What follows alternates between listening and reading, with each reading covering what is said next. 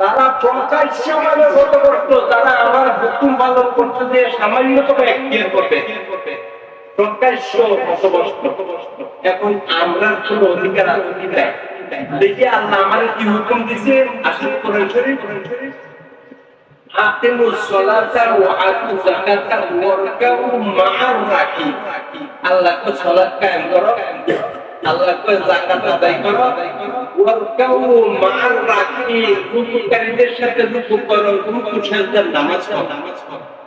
তাইলে আকিমুস সালাত বলছে, রুকু সাজদার সালাতের কথা বলছে। এখন আছে রুকু সাজদার সালাত।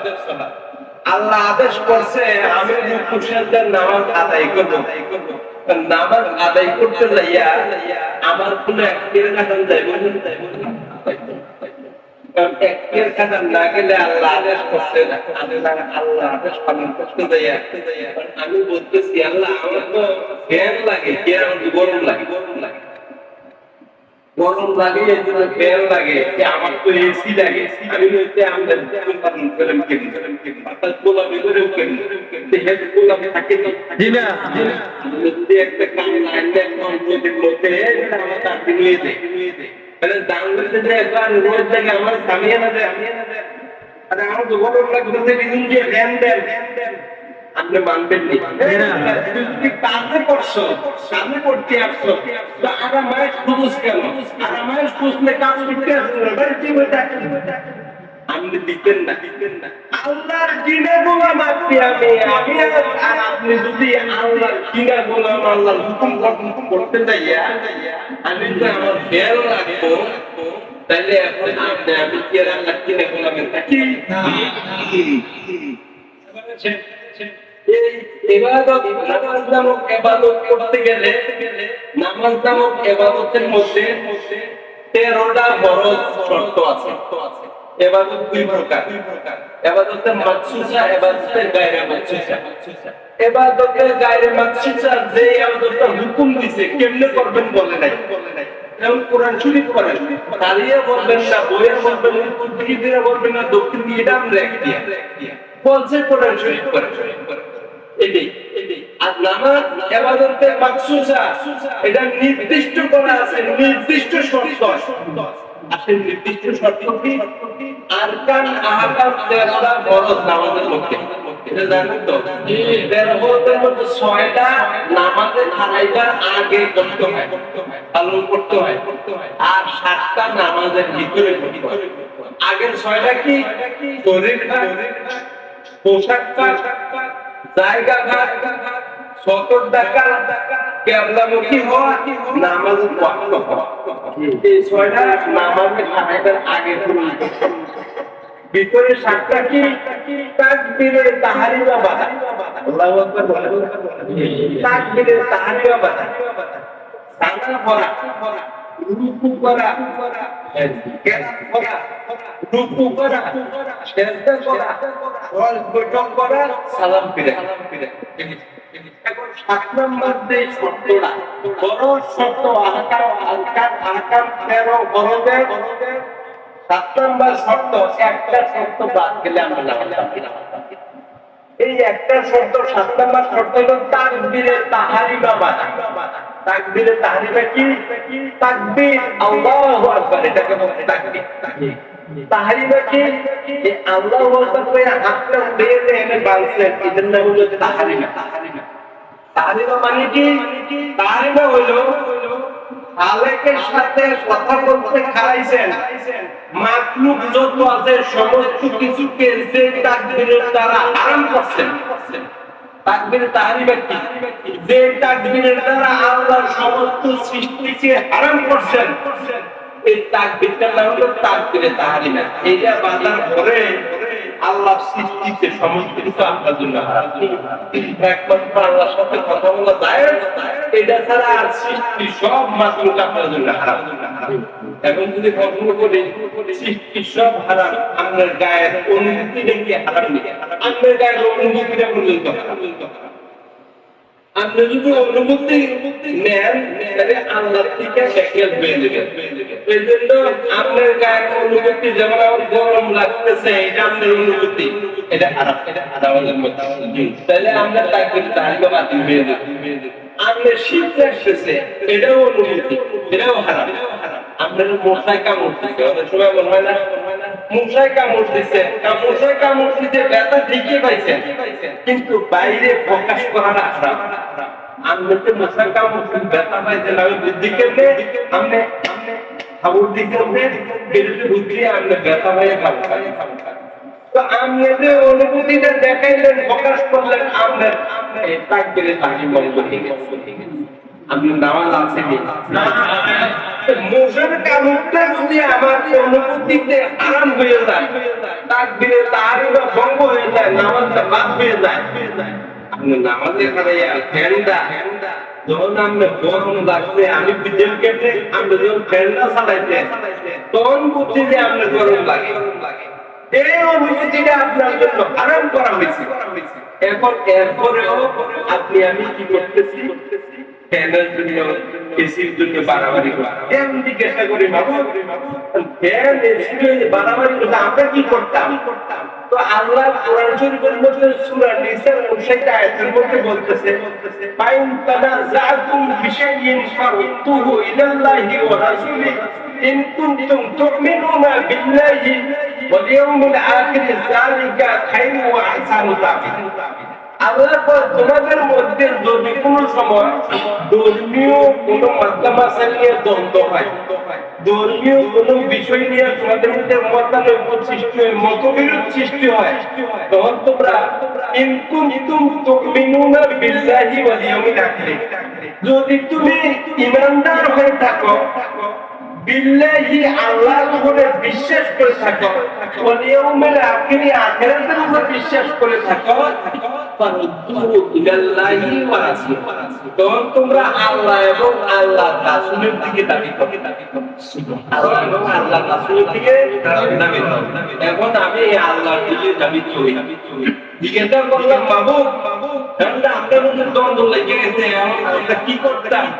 তো আল্লাহ কয় সূরা নিসা আয়াত 80, আল্লাহ কয় আমার হাবিবের অনুসরণ, আমার হাবিবের ফয়সালে আমি সুবহানাল্লাহ।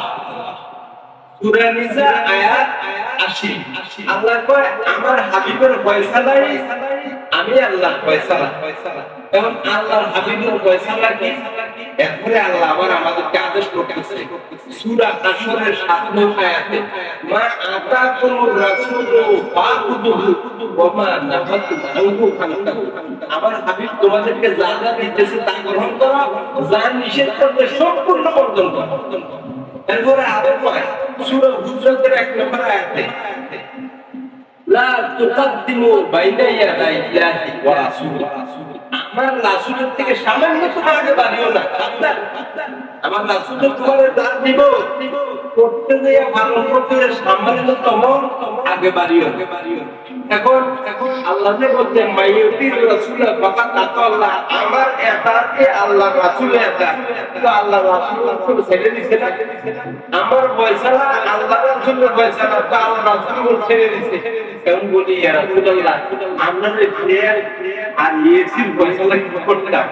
আল্লাহর হাবিব বলতেছে মুসলিম শরীফের মধ্যে আরাফাতের ময়দানে শের বাসনে, বিদায় বাসনে সকল মানুষকে পড়ে, বিদায় বাসনে আল্লাহর হাবিব তারাকতু ফিকুম আমরাইনি কাদিল্লা মা তামাসসাকতুম বিহি কিতাবাল্লাহি ওয়া সুন্নাতাহ, আমি তোমাদেরকে দুইটা জিনিস দিয়ে যাইতেছি, যতদিন বলে দুইটা আসবে ধরে রাখবো, তোমরা পথভ্রষ্ট হইবে না, লান তাদিল্লা, কখনোই পথভ্রষ্ট হইবে না। দুইটা সাইডে দিলে পথভ্রষ্ট হয়ে যাবে। তো এই দুইটা কি?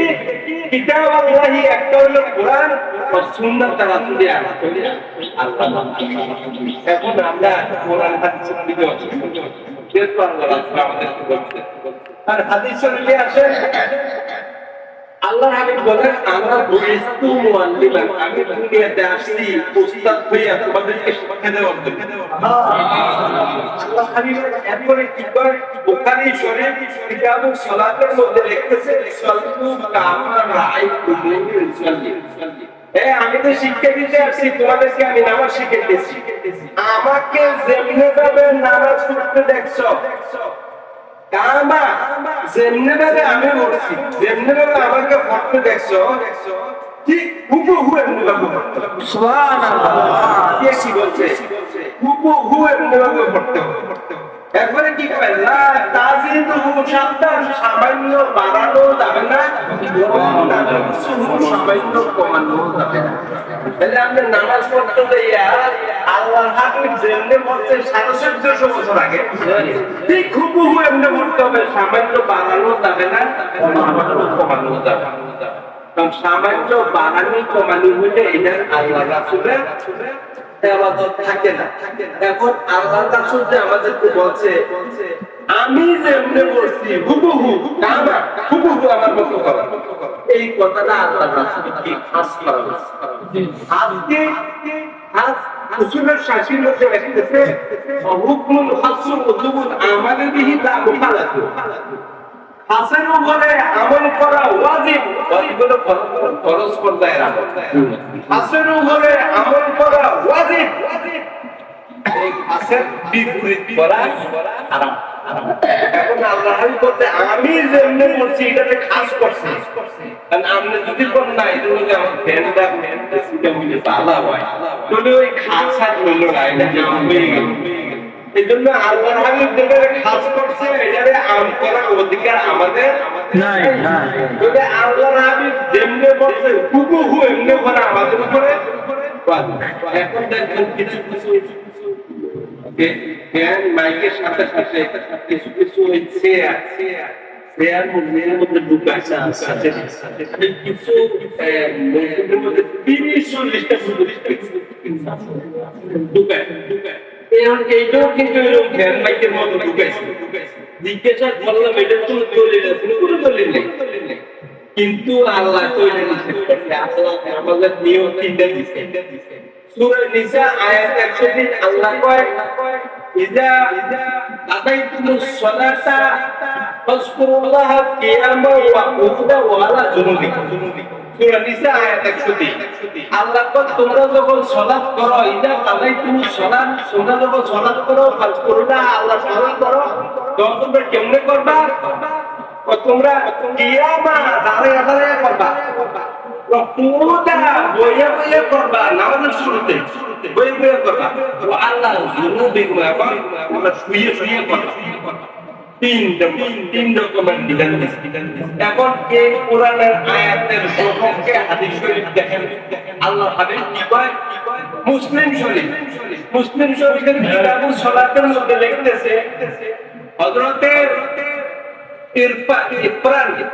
ইরফান ইবনে হুসাইন রাদিয়াল্লাহু তাআলা তিনি বলতেছেন মুসলিম শরীফের মধ্যে আন ইরফান ইবনে হুসাইন রাদিয়াল্লাহু তাআলা قال ইরফান রাদিয়াল্লাহু তাআলা বলতেছেন যে কানা বিবাওয়াসিল, আমার একবার এই গ্যাস রোগ কয়টারে ফাইলস রোগ হয়েছিল, কানা বিবাওয়াসিল আমার ফাইলসের রোগ হয়েছিল। হওয়ার পরে আমি নবীর কাছে গেলাম, যাই বললাম ইয়া রাসূলুল্লাহ আমার তো ফাইলস হয়েছে, আমি কেমনে নাও। নবীজি বলেন সল্লি কাইমান, তুমি দাঁড়িয়ে দাঁড়িয়ে নামাজ পড়ো। এখন উনি বলতেছে ইয়া রাসূলুল্লাহ উনি অসুবিধার কারণে গেছেন, নবীজির কাছে উনি বলতেছে ইয়া রাসূলুল্লাহ ফাইন লাম তাস্তাতি কাইমা, আমি তো দাঁড়িয়ে নামাজ পড়তে পারবো না ইয়া রাসূলুল্লাহ, আমি কিটা করতাম? নবীজি বলেন ফাইন লাম তাস্তাতি কাইমা বা কাইদা, যদি দাঁড়াইয়া করতে না পারো তাহলে তুমি বসে বসে করো। ওই কেমনে বলে নামাজের শুরুতে চেয়ারে না, নামাজের শুরুতে বসে বসে করো। এখন উনি যে আমি বলতেছি ইয়া রাসূলুল্লাহ লাম তাস্তাতি কাইদা, আমি তো বইয়াও করতে পারতাম। তো নবীজি বলেন ফাইন লাম তাস্তাতি কাইদা জাআলা তামবি, আলা জামবিন তুমি যদি বইয়েও পড়তে না পারো তাহলে শুয়ে শুয়ে নামাজ পড়ো। কোরআনেও বলছে তিনটার কথা, হাদিসেও বলছে তিনটার কথা। মানে আমি কি করি প্যান নিয়ে ঢুকাইছি যে কাতার যদি ব্যাগ না হয় যার কারণে সে গুনাহগার হবে না। এটা কাতার থাকি দি আমরা থাকে উপরে তারা থাকি নিচে এমনি সমান হয়নি, এটা কাতার বঙ্গ। এই চেয়ারের নামাজটা নিষিদ্ধ, কিন্তু আমরা সেটা মানি না, নিজের আরামের জন্য করে সারাদিন ভালো কাজকর্ম করে ঘুরে এখন ফ্যানের বিষয় আমরা সেটা চাই। এবার আসে ফতুয়ায়ে আমজাদিয়া, আমাদের আলা হযরতের মসলকে আলা হযরতের মধ্যে একজন শ্রেষ্ঠ ফকি হলেন মুফতি আমজাদি রাহমাতুল্লাহ। উনি ওনার ফতুয়ায়ে আমজাদিয়ার মধ্যে এক নম্বর খণ্ডের মধ্যে লিখতেছে ফতুয়ায়ে আমজাদিয়ার ১ নম্বর খণ্ড ২৯৮ পৃষ্ঠার মধ্যে লিখতেছে একটা হাদিস। উনি একটা হাদিস আনছেন, ইজা আমরাদাল ইমামু ওয়ালা সালাতা ওয়ালা কালামা। আমরা এর মধ্যে নাই, ইজা আমরাদাল ইমামু হাদিস শরীফ ওয়ালা সালাতা ওয়ালা কালামা। এই হাদিসের ব্যাখ্যা করতেছে মুফতি আমজাদি রাহমাতুল্লাহ আলাইহি। ইমাম জব খুতবা কো নিকালা, ইমাম যখন খুতবা লইয়া মিম্বরের মধ্যে বসলো, ইমাম খুতবা লইয়া মিম্বরের মধ্যে বসে কেন? পড়ার জন্য। ইমাম জব খুতবা কো নিকালা উস ওয়াক্ত সে সলাত সালাম या কালাম সব चीजें मामनू हो जाती है। ফতুয়ায়ে আমজাদিয়া তো ইমাম যখন খুতবা পড়ার জন্য মিম্বরের মধ্যে বসে খুতবা নিয়ে, তখন মুসল্লির জন্য কথা বলা হারাম হয়ে যায়, মুসল্লির জন্য নামাজ পড়াও হারাম হয়ে যায়, মুসল্লির জন্য সালাম কালাম দেওয়া হারাম হয়ে যায়। তাহলে মুসল্লি মনোযোগ সহকারে খুতবা শুনবে, তাহলে খুতবাটা নামাজেরই একটা অংশ। এখন এই হাদিসে ব্যাখ্যার পরে বাহারে শরীয়তের মধ্যে লিখতেছে, বাহারে শরীয়ত হিস্সা জুয়ান ১৮২ পৃষ্ঠার মধ্যে লিখতেছে, दामन या आस्तीन से अपने को हवा पहुंचाना मकरूह। दामन या आस्तीन এটা দিয়ে যদি নিজে শরীরে হাওয়া দেয় মাকরুহ। আর এই যে এটা অথবা কাঁধের মধ্যে রুমাল থাকলো হাওয়া দিছে, এটা মাকরুহ হয়ে যাবে। তো ফতুয়া আলমগীরের মধ্যে লিখতেছে কতবার মাকরুহ, ফতুয়া আলমগীরের মধ্যে লিখতেছে যে দু একবার फतवा आलमगीर बोलते लिखতেছে जबकि दो एक बार हो तो माकरूह नहीं, যদি দুইবার বা একবার হয় তাহলে আপনার নামাজ মাকরুহ দেবে, দুইবার বা একবার হইলে। এখন তাহাতাবি আলাম ওয়ালাকিল ফালা, এটাও ফতোয়া কিতাব, এটার মধ্যে লিখতেছে যে फतवाए आलमगीरी की इस कौल की बुनियाद पर नमाज में 3 बार हरकत को मुफसदत सलात का ताताबी आलम माराकिन ফালা বলতেছে ফতোয়া আলমগীরিতে যে কথাটা বলছে যে দুইবার হইলে পরে মাকরুহ হয়, দুইবারের পরে হইলে কি হয়? তো তাতাবি আলম মারাকিন ফালার মধ্যে বলতেছে ইমাম তাহাবী রাহমাতুল্লাহ আলাইহি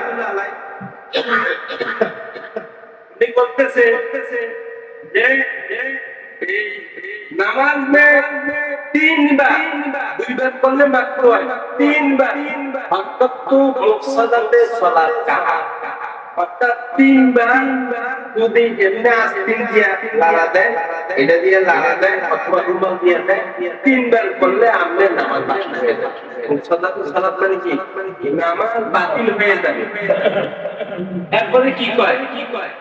এরপরে কয় আবার পাঙ্কা ঝুলানা মাকসাদাত সালাত পাঙ্খা যদি আপনি লাগান পাঙ্খাটা লাগাবেন সাথে সাথে আপনার সালাত বাতিল হয়ে যায় ফতোয়া আমদাদিয়ার মধ্যে মুফতি আমদাদি রহমাতুল্লাহ আলাইহি উনি আবার এই প্রথম খণ্ডের জিলদে আউয়াল 298 পৃষ্ঠার মধ্যে লিখতেছে इस वक्त যে সময় আমাদের ইমাম ইকবাল মুনিয়া বলবো इस वक्त पंखा झुलाना भी हराम ওই সময় पंखा झुलाনি হারাম এখন ফতোয়ার কিতাব সম্পূর্ণ নিষিদ্ধ এখন এরপর আমরা কি বলি যে না তার মধ্যে ফ্যানটা না হলে আমরা ভালো লাগে না আরাম লাগে এখন আপনি আসলে ধর্ম বুঝছেন নি তখন আমি বলবো আপনি ধর্ম বুঝছেন এখন জিজ্ঞাসা করি ধর্ম কি যদি প্রশ্ন করা হয় আচ্ছা উত্তর কি ধর্ম হলো বুখারী শরীফ প্রথম খণ্ড 13 পৃষ্ঠা এবং তিরমিজি শরীফ দ্বিতীয় খণ্ড 14 পৃষ্ঠা এবং সুনানে দারিমি দ্বিতীয় খণ্ড 311 পৃষ্ঠার মধ্যে দেখতেছে তামিমুদ দারি রাদিয়াল্লাহু তাআলা قال রাসূলুল্লাহ সাল্লাল্লাহু আলাইহি ওয়াসাল্লাম তামিমুদ দারি রাদিয়াল্লাহু তাআলা বর্ণনা করতেছেন যে আদ-দীনু নাসিহাতুল্লাহি দিন মানে ধর্ম হলো আল্লাহর নসিহত আল্লাহর হুকুম আল্লাহর কানুন আল্লাহর কথা ওয়ালি রাসূলিহি দিন হলো আল্লাহর রাসূলের হুকুম আল্লাহর রাসূলের কথা আল্লাহর রাসূলের বিধান ওয়ালি কিতাব ওয়াল কিতাবিহি এবং দিন হলো কিতাবের হুকুম কিতাবের বিধান কিতাবের নিয়মটা এখন আমি এই দিনের লঙ্ঘন করি না লঙ্ঘন করি আল্লাহ রাসূল নিষেধ করছেন কিতাবের নাম নাসাই শরীফ কিতাবের নাম আহমদ শরীফ প্রথম খণ্ড 115 পৃষ্ঠা এবং নাসাই শরীফ দ্বিতীয় খণ্ড 40 পৃষ্ঠা এবং এই ফতোয়া রবিয়া দ্বিতীয় খণ্ড 134 পৃষ্ঠার মধ্যে লিখতেছে ওয়ান ইবনে আব্বাস রাদিয়াল্লাহু তাআলা আনহু হযরত ইবনে আব্বাস রাদিয়াল্লাহু তাআলা আনহু তিনি বর্ণনা করতেছেন রাসূলুল্লাহ সাল্লাল্লাহু আলাইহি ওয়াসাল্লাম বলতেছেন ইয়াকুম ওয়াল গুলুবি ফিদ্দিন হে মানুষেরা সাবধান ধর্মের সীমা লঙ্ঘন করিও না আমি কিন্তু ধর্মের সীমা লঙ্ঘন করতেছি ধর্ম যেখানে যা দিছে তা মানতে হবে আমি এটা পারি এই মানুষেরা সাবধান ধর্মের সীমা লঙ্ঘন করিও না এরপরে কি বলতেছে বাইনামা হালাকা মান কানা কাবলাকুম ওয়া গুলুবি ফিদ্দিন কেননা তোমাদের পূর্বপুরুষ যারা ছিল ধর্মের সীমা লঙ্ঘন করার কারণে তারা ধ্বংস হয়ে গেছে এখন আমরা কি করতে হবে ধর্মের সীমা লঙ্ঘন করা যাবে না তাইলে আমরা কি করতে হবে ধর্মের মধ্যে ধর্মের আওতার মধ্যে থাকতে হবে এখন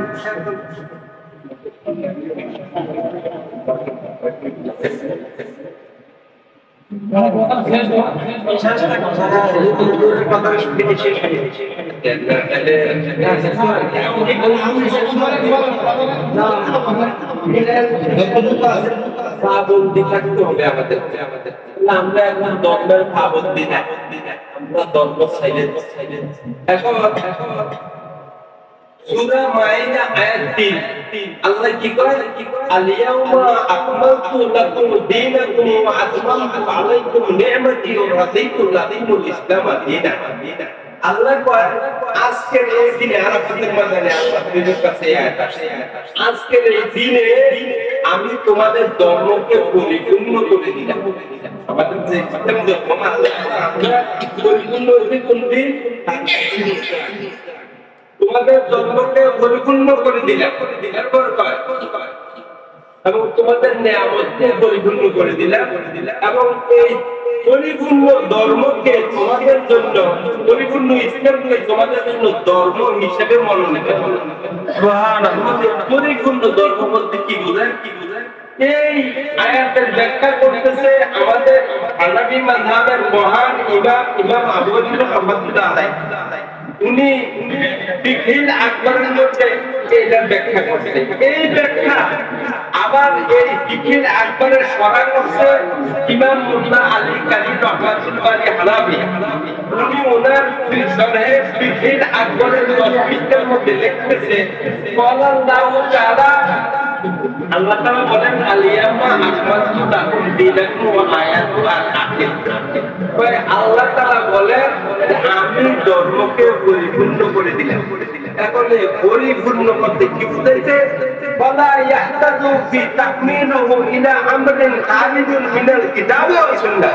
তো ধর্মকে আল্লাহ 67 বছর আগে পরিপূর্ণ করার পরে এমন কোন বিষয় নাই যেটা ধর্মের কোরআন হাদিসের বাইরে থেকে যদি প্রশ্ন করি আমরা ব্যান মাইকের কোন দলিল কোরআন হাদিসে আছে কি? এখন আমরা এটা ছুটে এবার আসেন, এখন আমাদের জন্য ধর্মের বাইরে ব্যান এবং মাইক লাগালে এবং এসি লাগালে বিধান হলো ধর্মের বাইরে, এটা মূলত আমাদের ধর্মের ভিতরে না। এখন ধর্মের বাইরের কোনো কিছু যদি ধর্মের মধ্যে আনে এটা কি হয়? মুক্তারে সিহাব 285 পৃষ্ঠার মধ্যে লিখতেছে ধর্মের বাইরের জিনিস যদি ধর্মের মধ্যে আনে এটা কি হয়? মুক্তারে সিহাব 285 পৃষ্ঠার মধ্যে লিখতেছে আল বিদাতুল হাদিসু ফিদ্দীনে বাদাল আহমা। দিনকে পরিপূর্ণ করার পরে দিনের মধ্যে যদি নতুন কোনো কিছু প্রচলন করা হয় এটার নাম হলো বেদাত। নাম কি হয়? বেদাত। এখন আমরা যদি জিজ্ঞাসা করি বেদাত কি? আসেন বেদাত কি? বেদাত শব্দটা বাদআন মাসদার থেকে উৎপন্ন। বেদাত শব্দটা বাদআন মাসদার থেকে উৎপন্ন। বাদআন শব্দটা প্রথম কি হয়? মাজি হয়। মাসদারের থেকে সর্বপ্রথম কি হয়? মাজি হয়। এই বেদাতের মাজি হলো বাদাআ। এটা যদি আমি ইবতিদা অর্থে ব্যবহার করি, ইবতিদা অর্থে ব্যবহার করলে এর অর্থ কি হয়? নতুন কর্ম প্রচলন করা, নতুন আইন প্রচলন করা। কারণ ধর্মের মধ্যে নতুন আইন প্রচলন করছে, এটার নাম হলো বেদাত।